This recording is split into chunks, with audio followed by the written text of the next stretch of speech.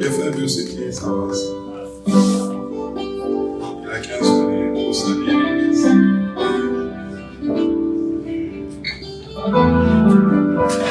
La Bible va appeler ça tirage au sort. Amen. Déjà passé, ça allait partir comme ça, mais ça allait derrière. C'est des câbles, c'est. Amen. Là, c'est mon petit.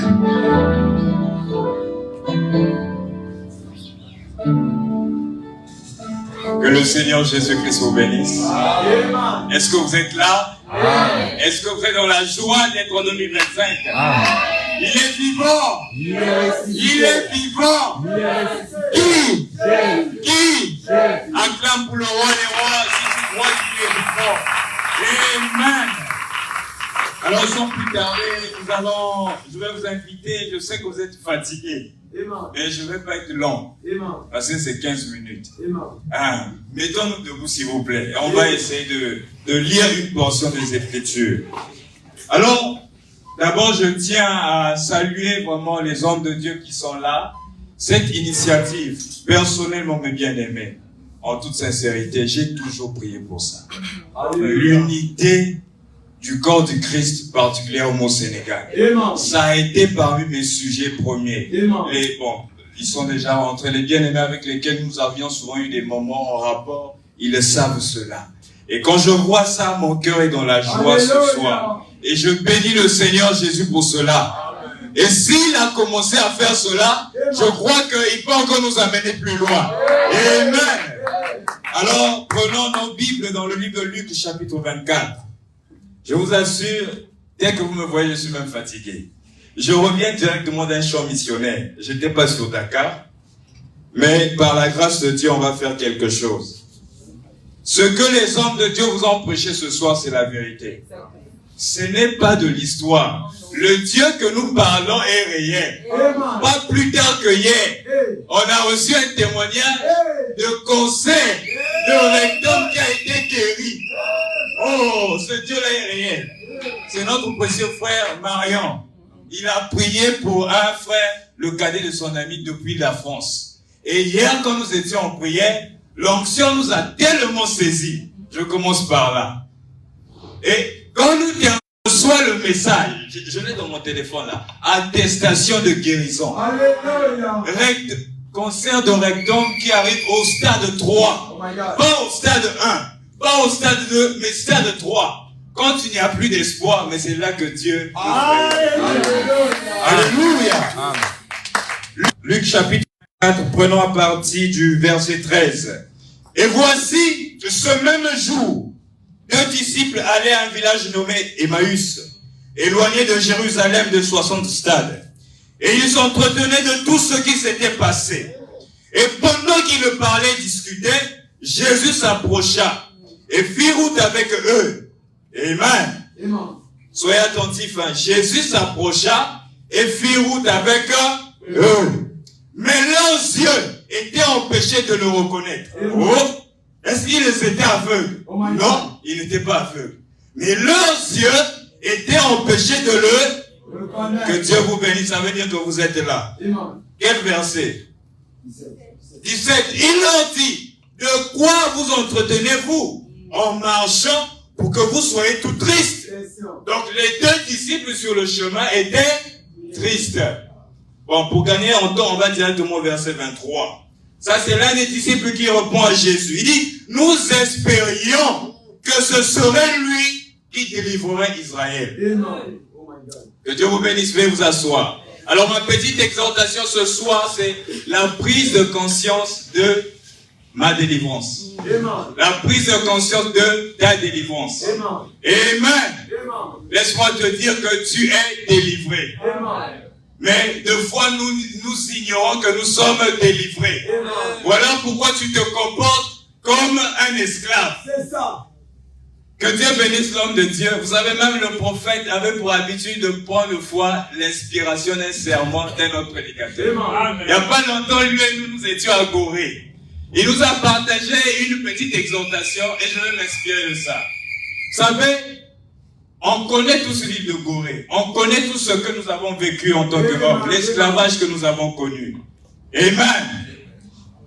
Aujourd'hui, quand on nous raconte ces choses-là, l'esclavage n'est plus. Mais je vous assure, ce même esclavage qui a existé a une portée spirituelle. Elle a réellement une portée spirituelle jusqu'à aujourd'hui. Il y a des gens aujourd'hui, tu n'es peut-être plus esclave physiquement, mais tu l'es spirituellement. Il y a des gens qui sont esclaves du péché. Le frère, la sœur s'est battu par ses moyens, mais il n'a pas pu s'en délivrer.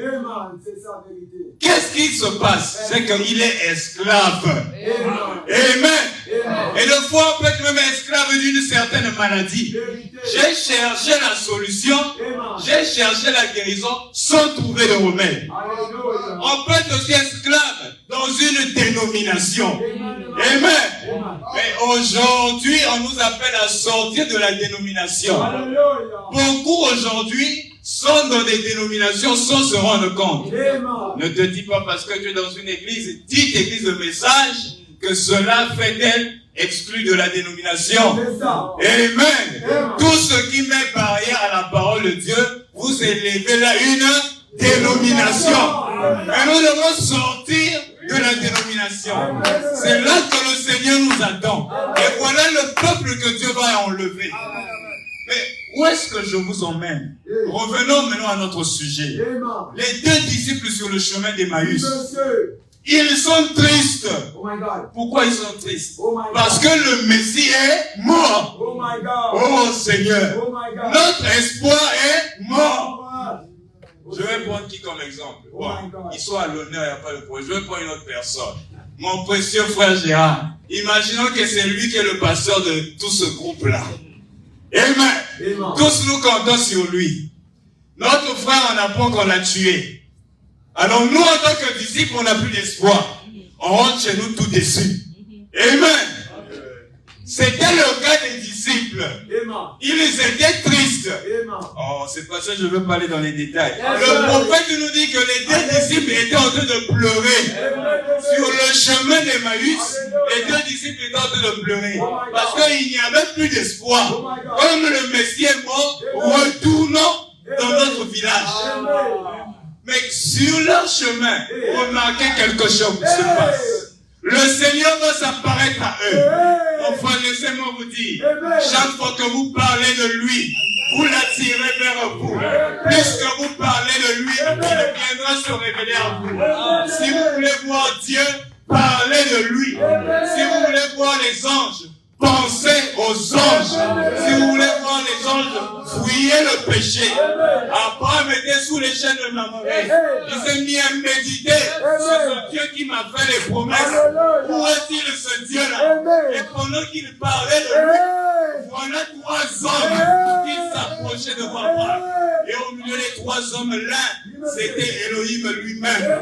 Alors pendant que les deux disciples parlaient de lui, le voilà qui apparaît. Amen. Oh, le Seigneur est merveilleux. Oh, il est merveilleux. Je vous assure. Oh non. Non, il est trop merveilleux. Et remarquez, ce qui est triste dans l'histoire, les deux disciples sont en pleurs à cause de Jésus. Mais le Jésus pour lequel tu pleures, il est là. Mais tu ne le reconnais pas. Voilà le problème. Ils ont pleuré. Ils étaient tristes. Mais Jésus est là. Donc, oh Seigneur, je vais vous donner au moins les sermons. Oh, donnez-moi le temps de chercher un peu le...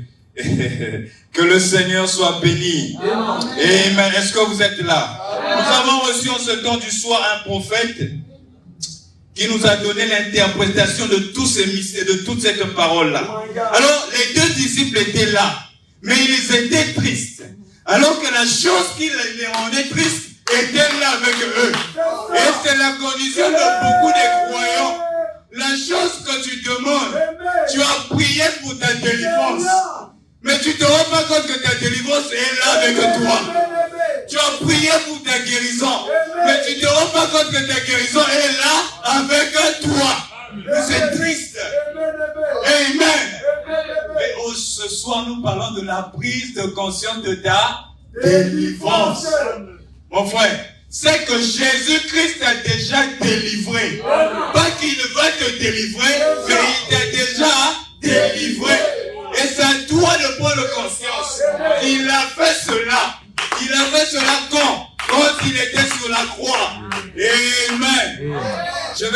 cette écriture-là, vous allez vous rendre compte que le Seigneur s'apparaît plusieurs fois à nous. Mais c'est nous qui ne reconnaissons pas que ça, c'est le Seigneur. Voilà me dit que les deux disciples ont vécu avec Jésus pendant 3 ans et demi. Donc vous vivez avec la personne pendant 3 ans et demi, mais quand il réapparaît, tu ne le reconnais pas. Oh my God. Oh, mais c'est triste. Oh my God. Aimez-vous le prophète? Lisons le prophète. Je vous ai dit que je ne serai pas long. Hein? Amen. Moi, je suis un homme qui a pour les témoignages. Lisons le prophète dans la porte intérieure. Écoutez ce que le prophète dit. Il dit, alors qu'ils avançaient sur le chemin, un étranger est apparu. Oh my God. Oh, qui avançait? Les deux disciples.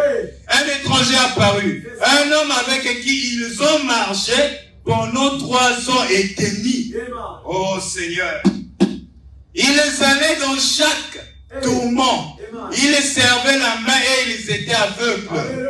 Et ils ne l'ont pas reconnu. Ils n'ont pas reconnu le Seigneur. En route, là je suis dans le début de la renommée de Jésus. La voix, Branham dit ici, en route vers Emmaüs, il a rencontré quelques-uns des disciples. Ils ont parlé avec lui toute la journée.